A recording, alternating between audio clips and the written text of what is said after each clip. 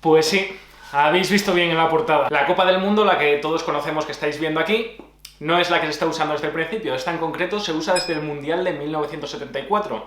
Pero como sabéis todos, la primera edición del Campeonato del Mundo fue en 1930. Es decir, hace nada más y nada menos que 92 añazos. Esta era la copa original, que era conocida como la Copa Jules Rimet. Pero bueno, eso os lo voy a explicar más tarde. Durante todos estos años, como os podéis imaginar, ha pasado de todo. No solo a nivel futbolístico, sino también a nivel deportivo y, por supuesto, a nivel mundial. Unos acontecimientos históricos que, como os podéis imaginar, también han afectado a la historia de estas dos copas que acabamos de ver. Y es que en todos estos años, aunque no os lo podáis creer, la copa ha sido fundida, falsificada, duplicada, robada, vendida, perdida, encontrada... Vamos, que tiene muchísima historia detrás. Si no sabíais que a la Copa del Mundo le había pasado todo esto, quedaros hasta el final que os voy a contar todas estas historias. Bueno, pues vamos a ir en orden cronológico. Como os decía al principio del vídeo, esta es la copa original.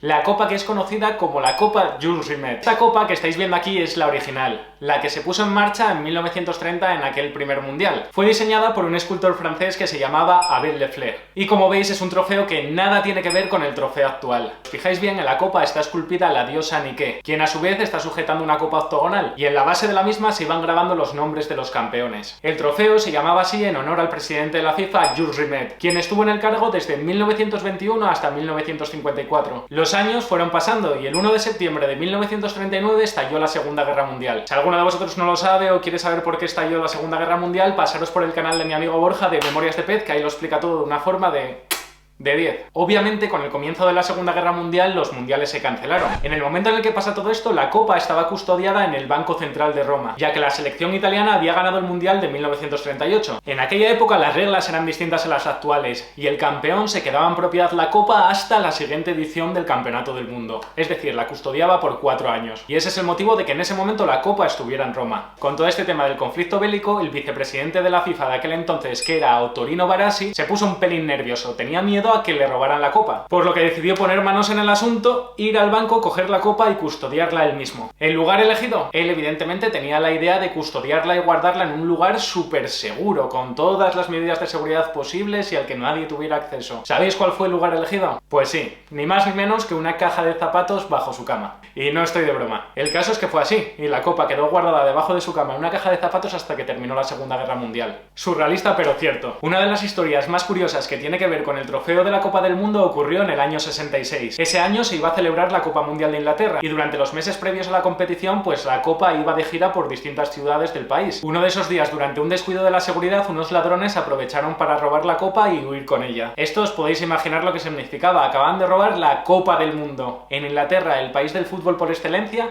y el año en el que organizaban el Mundial. La repercusión a nivel mediática fue brutal. A las 24 horas aparecieron los ladrones, quienes lanzaron un comunicado en el que solicitaban 300.000 libras a cambio de devolver la copa. El revuelo mediático a nivel nacional y a nivel mundial era brutal, por lo que, como os podéis imaginar, los ladrones debían estar sometidos a una presión increíble, hasta el punto que tan solo una semana después de haber robado la copa decidieron deshacerse de ella en plena calle. La envolvieron en periódico y la tiraron al lado de un coche. ¿Por qué sé que la tiraron al lado de un coche? Bien, es la parte siguiente de la historia. Esto lo sabemos ni más ni menos que por Dave Corbett. ¿Quién era Dave Corbett? Pues ni más ni menos que un ciudadano londinense. Estaba paseando tranquilamente por un barrio del sur de Londres con su perro, cuando de repente vio que estaba oliendo algo al lado de la rueda de un coche, un periódico, un bulto, y decidió abrirlo para ver qué contenía dentro. Os podéis imaginar su cara de sorpresa y su reacción cuando vio que lo que estaba ahí envuelto era la Copa del Mundo, de la que todos los medios de comunicación estaban hablando en aquel momento.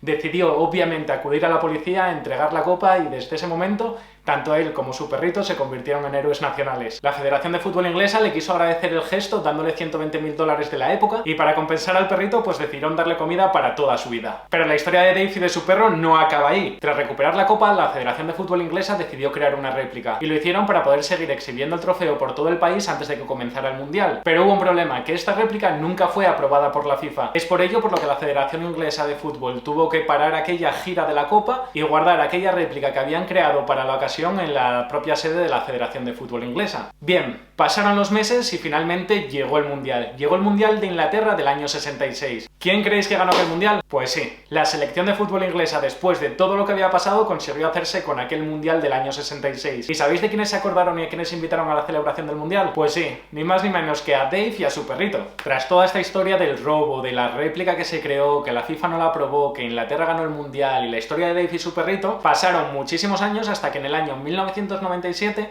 la Federación de Fútbol Inglesa decidió sacar esa historia a la luz y a su vez sacar a subasta aquella réplica que habían creado para la ocasión. Pues bien, en esa subasta del año 97 la Federación de Fútbol Inglesa obtuvo ni más ni menos que $500.000. ¿Y sabéis quién se lo dio? Pues sí, ni más ni menos que la FIFA. Lo que se empezó a rumorear después de aquella subasta es que en verdad la Federación de Fútbol Inglesa se había quedado con la versión original de la Copa y no la réplica como todo el mundo creía. Es por ello por lo que desde FIFA decidieron poner ese $500.000, hacerse con ella y llevárselo para su sede en Zúrich. En 1970 Brasil consiguió ganar su tercer mundial, y en aquella época las reglas eran muy diferentes. Aquella selección que consiguiera ganar el mundial 3 veces podía quedarse con la copa en propiedad. Y como os acabo de decir, fue lo que ocurrió. Brasil se hizo con la Copa Jules Rimet. La copa estuvo resguardada en las oficinas de la Confederación Brasileña de Fútbol que están en Río de Janeiro, y ahí estuvo sin ningún tipo de problema durante 13 años, concretamente hasta el año 1983. Ese año la Copa Jules Rimet volvió a ser robada por segunda vez en su historia. Esta vez pillaron a los autores de los hechos, que habían sido 4 ladrones, pero por desgracia no pudieron recuperar el trofeo ya que lo habían fundido nada más robarlo para vender el oro posteriormente. De hecho, solo pudieron recuperar la base de aquel trofeo. Dicha base la podéis ver hoy en el Museo del Fútbol que tiene FIFA en Zúrich. En el año 84, para compensar el daño que se había hecho, la Confederación de Fútbol Brasileño decidió crear una réplica y entregársela al presidente de Brasil de aquel entonces, que era João Figueiredo. Brasil, como os acabo de comentar, se quedó la copa en propiedad en el año 1970, por lo que FIFA no tenía ningún trofeo que entregar al siguiente campeón en lo que iba a ser el Mundial de Alemania de 1974. Fue por ello por lo que decidieron poner varios anuncios buscando un escultor que se encargara de diseñar y de producir lo que sería la siguiente Copa del Mundo. Enviaron un total de 53 propuestas, de las cuales, como os podéis imaginar, 52 fueron descartadas y una fue la vencedora. La ganadora fue la que todos conocemos hoy en día y la que se sigue utilizando, la del escultor italiano Silvio Gazzaniga. Como veis, se trata de una copa de oro de 18 quilates que mide algo así como 36,8 centímetros de alto y pesa algo más de 6 kilos, de los cuales casi 5 son de oro puro. Su base mide 13 centímetros y tiene 2 anillos de malaquita, que es una piedra semipreciosa. En ella se inscriben los nombres de los campeones. Se estima que su valor ronda los 160.000 euros. Si os fijáis bien, de la base de la copa brotan unas líneas que se elevan en espiral y se extienden para recibir al mundo. Y a su vez, de dichas líneas surge la figura de 2 atletas en el momento de la victoria. ¿Qué diseño os gusta más a vosotros, el original o el principal? Para mí no hay color, me quedo con lo actual, pero vamos, me parece además un trofeo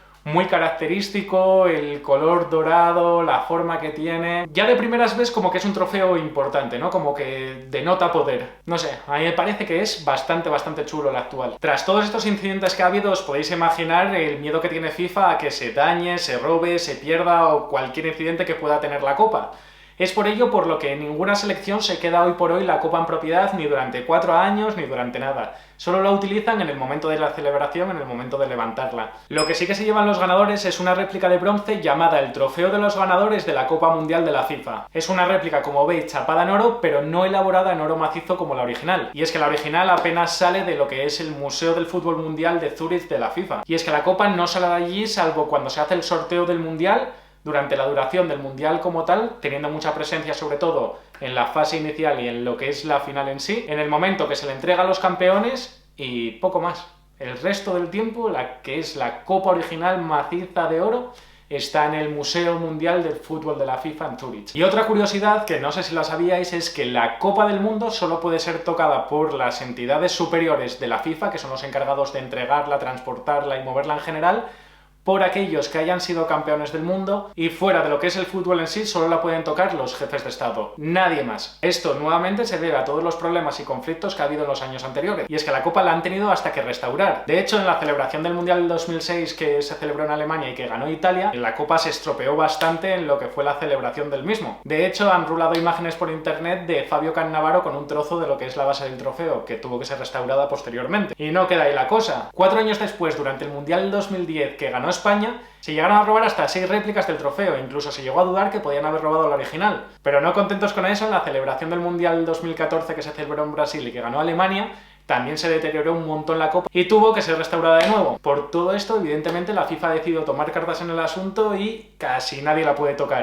¿Sabíais todas estas curiosidades de la Copa del Mundo? Dejármelo en comentarios y dejarme también cuál os ha parecido el dato más interesante de los que os he dado. Así que nada, chicos, espero que os haya gustado mucho el vídeo. Si estáis ahí, sois nuevos en el canal y aún no lo habéis hecho, os doy la bienvenida, os invito a que os suscribáis al canal y que activéis la campanita para enteraros cuando suba un nuevo vídeo al canal, y por supuesto, como siempre, que le deis cañita al like. Nos vemos pronto, amigos.